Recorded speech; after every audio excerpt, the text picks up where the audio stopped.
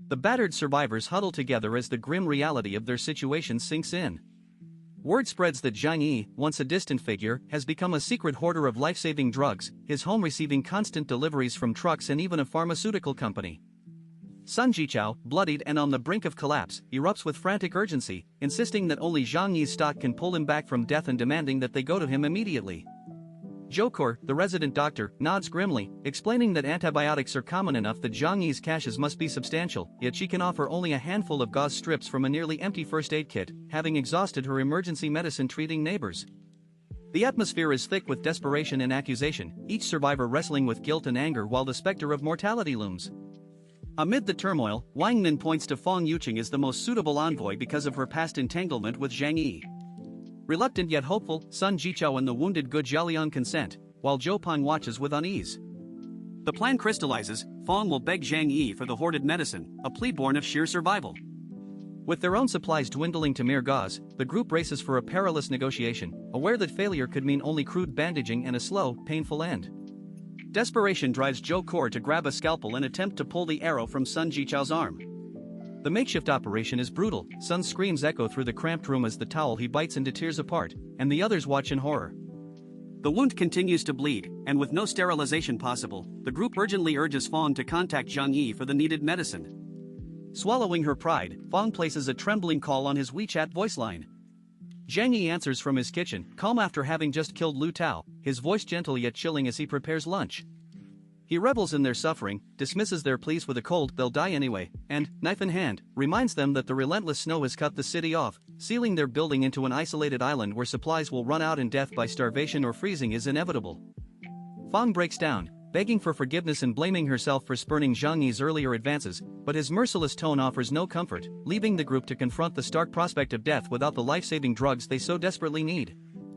Zhang Yi stood in his kitchen, calm as ever, while the desperate voices of Fang Yuqing and the others filled the cramped apartment. Their pleas centered on the four men: Zhou Peng, Sun Jichao, Gu Jialian, and another companion who lay wounded from his rusted tetanus arrows, each at the brink of a fatal infection. "We have no medicine," Fang Yuqing sobbed, begging Zhang Yi to lend what little they might have. He answered with a cold laugh, declaring that the arrows were meant to bring a painful death and that any request for aid was madness.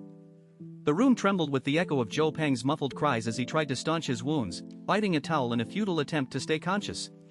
Wang Min stepped forward, recalling a dinner she had once treated Zhang Yi to and the favors she had previously secured from him.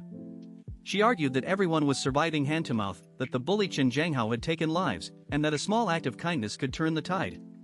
Zhang Yi's eyes narrowed. He dismissed her memories as irrelevant, scoffing at the notion of gratitude. He reminded them that the bodies of the dead already lay outside his door and that any help would only fuel future revenge. As the argument intensified, Zhou Peng's labored breathing grew louder, his eyes wide with pain, underscoring the urgency of their situation while Zhang Yi remained unmoved. In a sudden shift, Zhang Yi feigned affection, telling Fang Yuqing that he still harbored feelings for her, though he blamed her for past wounds. He offered that Qing'er could move into his house and obey any command she received, but he would accept only Yuqing alone. The declaration sparked a brief, manic hope in Fang Yuqing. She shouted excitedly, promising to bring Qing'er in to obey his every wish. Lin Caning, Wang Min and the others stared in disgust, realizing that the promised bargain would leave them without any leverage. Their anger simmered as Zhang Yi reiterated that the shady characters must stay away, sealing his isolationist stance. With her mind fixed on escaping the misery of the apartment, Fang Yuqing lunged toward the door, her face flushed with anticipation. Lin Caning lunged after her, grabbing her arm in a desperate attempt to keep her from abandoning the group. Before she could break free, Wang Min's heavy hand struck her cheek, a harsh slap that echoed through the room. "You shameless bitch," he snarled, accusing her of betraying everyone who had suffered because of her. The sudden violence left the group in a tense standoff, the wounded men still fighting for survival, and Fang Yuqing's future hanging precariously between a promise of safety with Zhang Yi and the fury of those she left behind. The aftermath of the assault on Zhang Yi's fortified apartment erupts into a chaotic showdown as Fang Yuqing, desperate to escape the dwindling supplies, declares her intention to seek refuge with Zhang Yi. Wang Min, already seething from the loss of comrades, slaps her across the face and the two women clash violently at the doorway. Bloodied hair and bitten arms testify to the ferocity of their struggle, and Lin Caning, though uninjured, is forced to intervene alongside Wang Min to subdue the frenzied Fang.